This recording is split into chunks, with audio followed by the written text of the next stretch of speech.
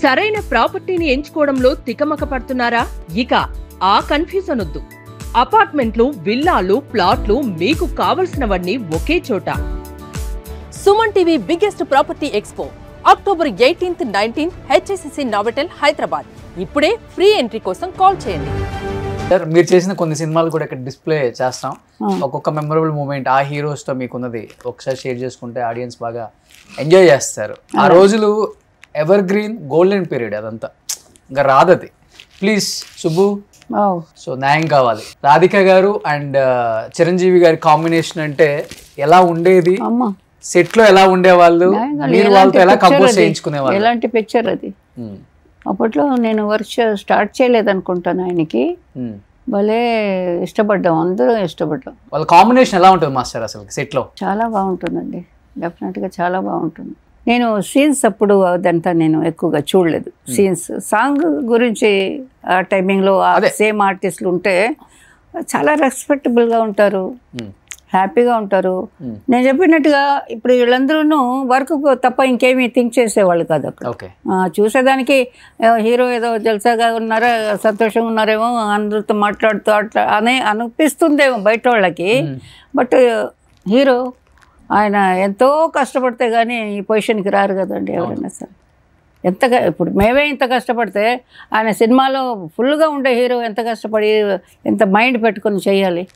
So అది ఆయనలో బాగా కనిపించేది. ఆయనలాగా ఎవరు లేరు. టయానికి ఏదన్నా ఇవ్వకపోయినా, అది భోజనం చేయకపోయినా వచ్చి పనిచేసే ఒక ఆర్టిస్ట్ అడిగేవారు కూడా కాదు. ఏదైనా అడిగినా ఎక్కడైనా అలా ఈవెన్ కాశ్మీర్లో కూడా ఆకలి ఇస్తే కూడా అందరూ పనిచేసేవాళ్ళమే. ఎందుకంటే ఎండబోతుంది వచ్చేది అప్పుడప్పుడు.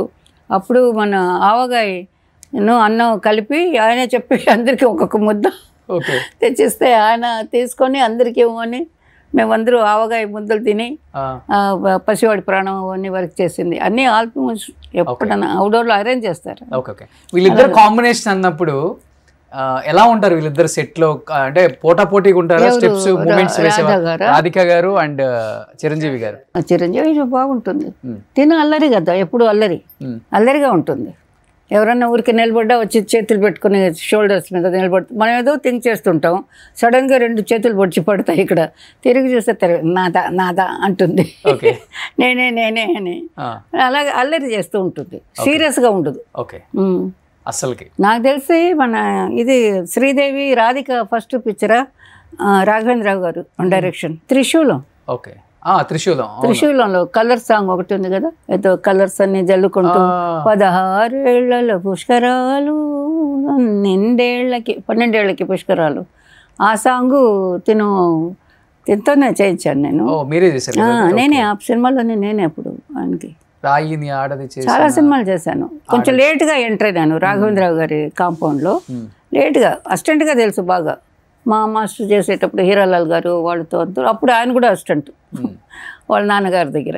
కానీ ఇప్పుడు మనం ఫస్ట్ లో వేసాం కదా బంతి చామంతికి, వీళ్ళిద్దరూ అసలు ఆ సాంగ్ ముందు 1 week 10 days ముందు దాకా కూడా అసలు మాట్లాడుకునే వాళ్ళు కాదు. ఆ సాంగ్ కంప్లీట్ చేశారు ఆయన.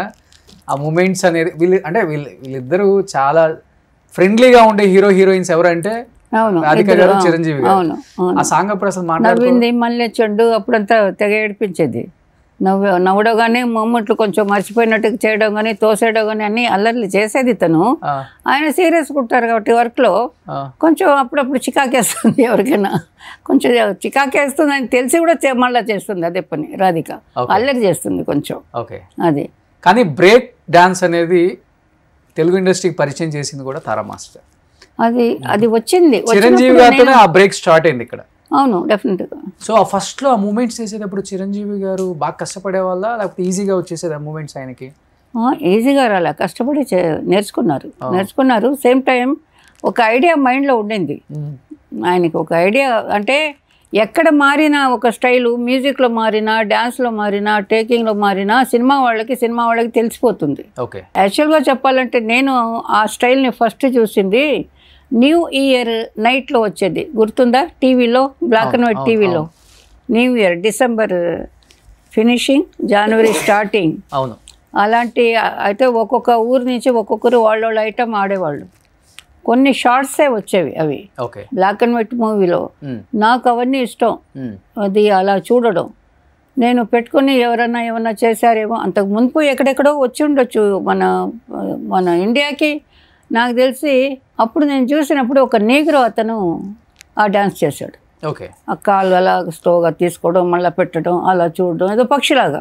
ఇదేంటది, ఆ మ్యూజిక్ కూడా బాగుంటుంది. మనకైనా ఏదో మెలోడీ మ్యూజిక్ కూడా మిస్ అవుతుంది, మన మ్యూజిక్లో మిక్స్ అయింది. బ్రేక్లు చేసేటప్పుడు బ్రేక్ సాంగ్ అంటే మ్యూజిక్ ఇండియన్ మ్యూజిక్ కన్నా వెస్ట్రన్ మ్యూజిక్కే బాగా సూట్ అవుతుంది. అది చేసిన సినిమాలన్నీ బాగా హిట్ అయినాయి. అది ఫాలో అయ్యేసి ఆ మ్యూజిక్ దొరకాలి కదా మాస్టర్కి. అక్కడి నుంచి నేను పట్టుకున్నాను. కొన్ని మూమెంట్లో మేము ఊరికే ప్రాక్టీస్ చేసుకోగలిగాను. ఏదో విచిత్రంగా ఉంది, సరే షూటింగ్ ఉంటుంది, పరిగెడతాం, మళ్ళీ ఇంట్లో ఏదో వేసి ఎక్కువగా చూసాను. ఆ బిట్ని మాత్రం 1 నిమిషం కూడా లేదు, అది చూస్తూ ఉండేదాన్ని. దాని తర్వాత ఇలాగా వచ్చింది ఆ క్యాసెట్. నాకు ఒక క్యాసెట్ దొరికింది. దాని తర్వాత దాంట్లో ఫుల్ సాంగ్ కాదు, వెస్టర్న్ సైడ్ అని ఒక మూవీ వచ్చింది. ఏదో సమ్ మూవీ. 5 అబ్బాయిలు ఇంట్లో చెప్పకుండా సిటీకి వచ్చేస్తారు. చదువులు గిదులు మానేసి చెప్పా చేయకుండా 5 వచ్చేస్తారు. వాళ్ళు సిటీకి వచ్చాక ఇక్కడ ఒక్కొక్క అమ్మాయి వాళ్ళకి సెట్ అవుతుంది. ఒక మంచి జమీందారు పిల్ల కూడా ఒక హీరోకి సెట్ అవుతుంది. 5 హీరోలు అందులో. ఆ సినిమాలో మూమెంట్స్ చాలా బాగుంటాయి.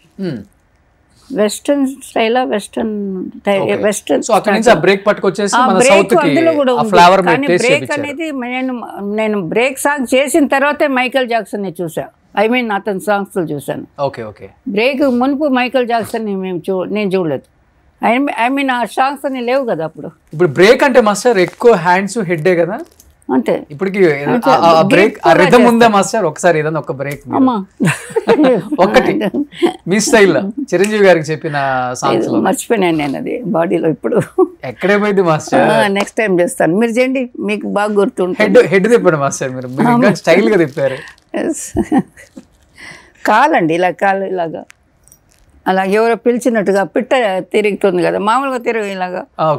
మన స్టైల్ ఇలా తిరుగుతా, వాళ్ళు అక్కడేదో అనుకుని తర్వాత తిరుగుతాడు. నరాలన్నీ లాగినట్టుగా అలాగా ఆ స్టైల్. నరాలు బాగా లాగాలి, ఎముకలు కూడా ఇరగొట్టుకోవాలి, అదే బ్రేక్. Super super. సో అది చేయబట్టే ఒక సెన్సేషన్ ఇప్పటికి చిరంజీవి గారు మీ కాంబినేషన్. బాగుంది, ఆయనకి సూట్ అయింది. అందరికీ చేసి కష్టపడి చేసిన వాళ్ళందరికీ సూట్ అయింది. బ్రేక్ ఆయన తప్పితే ఎవరు చేయలేదు కదా ఇక్కడ తెలుగులో కూడా, ఎవరు టచ్ కూడా చేయలేకపోయారు. సుమన్ టీవీలో మీ పర్సనల్ అండ్ బిజినెస్ ప్రమోషన్స్ కోసం కింది నెంబర్కి కాంటాక్ట్ చేయండి.